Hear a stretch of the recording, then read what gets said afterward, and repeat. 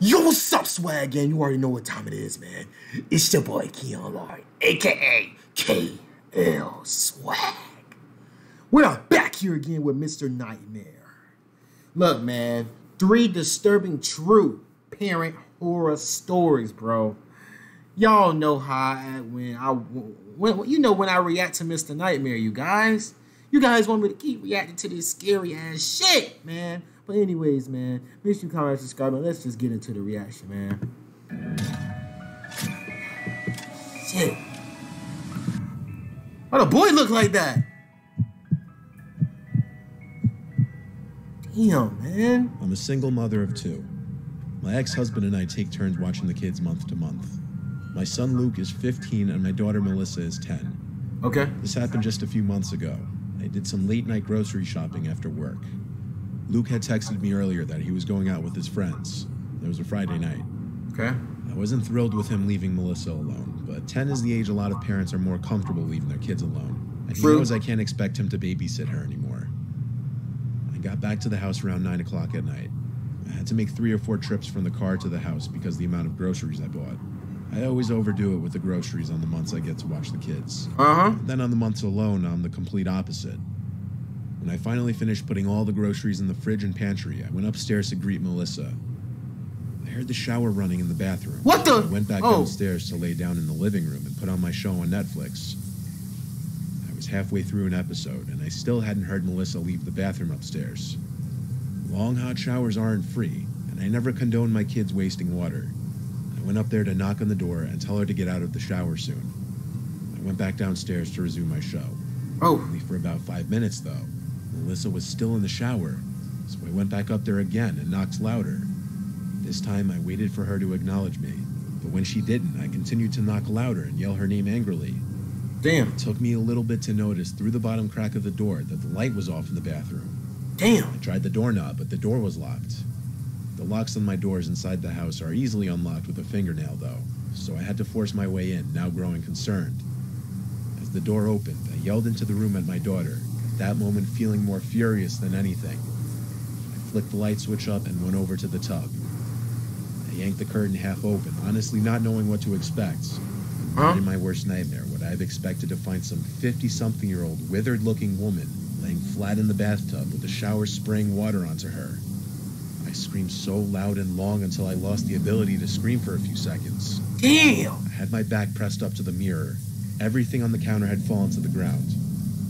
I felt an unexplainable sense of shock and horror. The woman stood up in the tub, looking at me, her hair and clothes obviously drenched. I slammed the bathroom door shut and screamed Melissa's name. I checked her room first thing, and I found her hiding under the covers. I grabbed her and tugged her out of the room. As we passed the bathroom door towards the stairs, that woman was standing in the doorway of the bathroom. Everything about her looked like a zombie. Her eyes, her movement. I made sure to grab my cell phone before locking the 2 of us in the spare room in the basement. I called the police, and as I waited for the police to come, Melissa told me she thought it was me who came into the house. But when she saw some random, scary-looking woman walking up the stairs, she went to her room to hide. Luke left the front door unlocked when he left. The police showed up in a timely manner. I talked to the police and told them exactly what Melissa told me.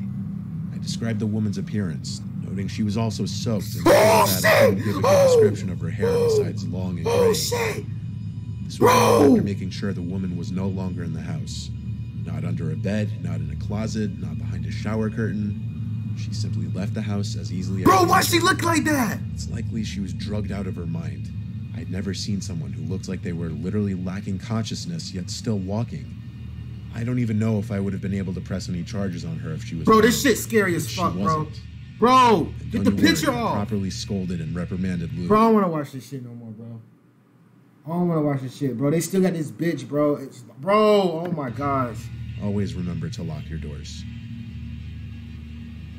Oh my gosh, bro. Bro, oh my God. We built a hard-charging 37-mile-per-gallon scary ass shit, man. To help you find man, oh my gosh, bro.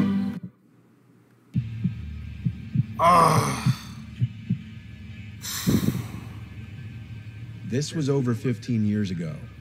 15 years ago? Family resort in New York State. We took our 2 kids who were 4 and 6 at the time. This focuses on our 6-year-old Michael Jr. We were on vacation around Easter time, so the resort had a bunch of fun little festivities set up for the kids, like Easter egg hunts, Easter decorations during bingo, and someone walking around in a big Easter bunny costume. Okay. While we were in the dining hall one evening, the Easter bunny was walking around giving kids high fives. When he came over to our table, our 4-year-old Peter hid under the table crying, but Michael Jr. gave him the high five and wasn't afraid at all. The guy in the bunny suit walked away quickly, probably to get our son to stop crying. The next day, there was an Easter egg hunt, which was in one of the fields by the kids' center of the resort. I watched the kids scrambling to collect eggs while my husband Mike was elsewhere. I'm not really sure what he was doing. The Easter bunny guy was walking around the field interacting with the kids. I noticed he knew to avoid Peter. Peter came running to me when the Easter bunny got near to him. He would do the same thing with Santa around the holidays. Bro, that shit looks creepy, bro. The guy in the bunny suit was that shit look creepy as fuck, bro. Look, bro, just look at that, bro. Look like a killer bunny or type shit, Michael man. a lot. I found it kind of cute. I just didn't want Peter around him so that he wouldn't start Bro, that crying look again. creepy as hell, So man. I brought him to the other side of the play area for a little while. When it looked like the Easter bunny was gone, I walked him back to where Michael Jr. was last, but I couldn't see him. I started calling his name. Then another parent came up to me and asked if I was looking for a boy wearing a red sweater. I said yes, and she told me the guy in the Easter bunny costume walked him out of the field area in the direction of the parking lots. She told me this in a slightly concerned-sounding tone. I picked up Peter and ran in the direction that the woman pointed.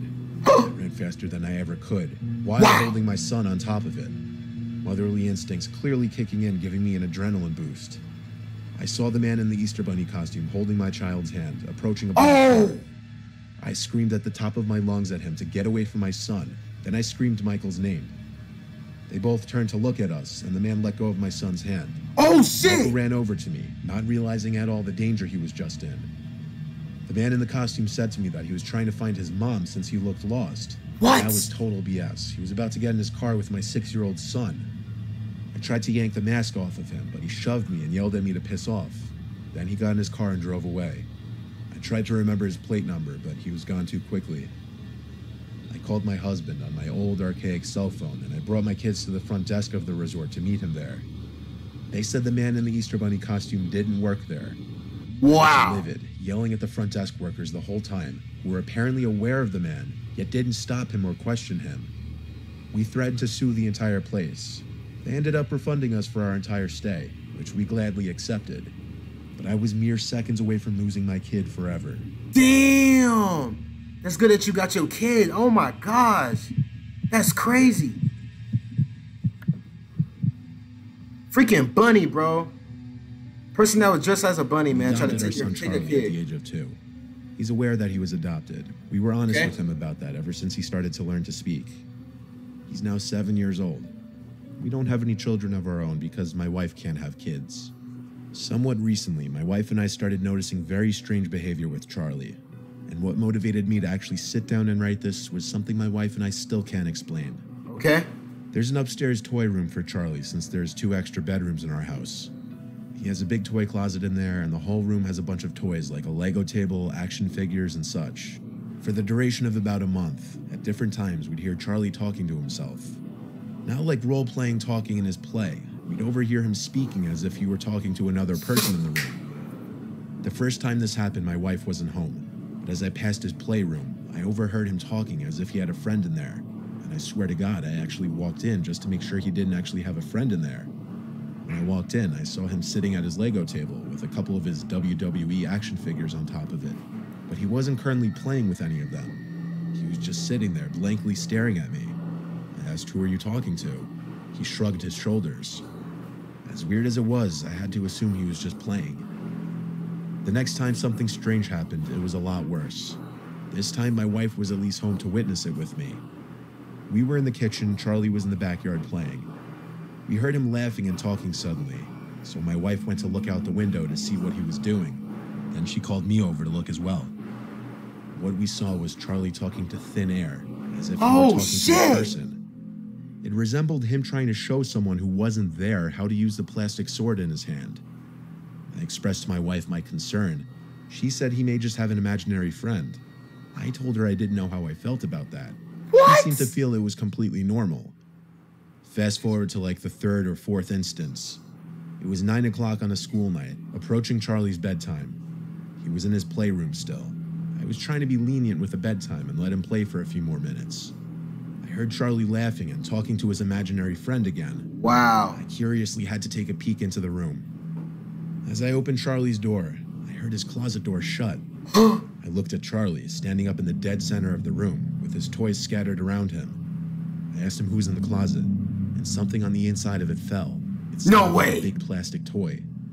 I asked one more time who's in the closet in a yell. He said George. Who's Swung George? the door open, expecting one of his little friends in there. Maybe my wife let him have a play date or sleepover without telling me. What? The closet was empty besides his toys. I picked Charlie up against his will and brought him to his room. I told him he was going to bed. Then I told my wife about the closet door closing on its own, and then the toy inside falling on its own. Closing on its She own? thought I was messing with her at first, but then she saw I was serious. That night, I woke up to sounds from down the hall in Charlie's playroom. We sleep with the door open. I woke my wife and told her to follow me quietly. We tiptoed to the toy room. Charlie wasn't in there, but a distinct, loud clicking sound was coming Where's from inside Charlie? the toy closet.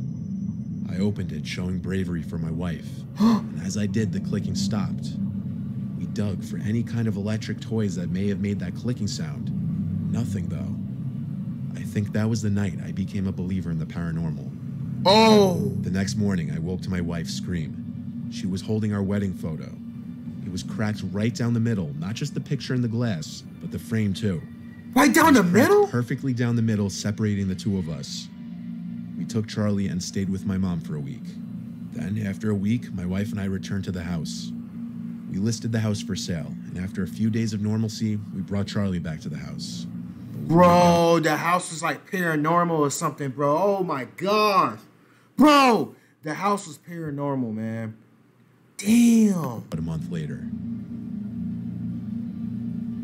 Bro, so they moved out, man. That is crazy as hell. Oh my gosh. Anyways, man, make sure you comment and subscribe. I'll see you guys in the next video. That was crazy. Damn.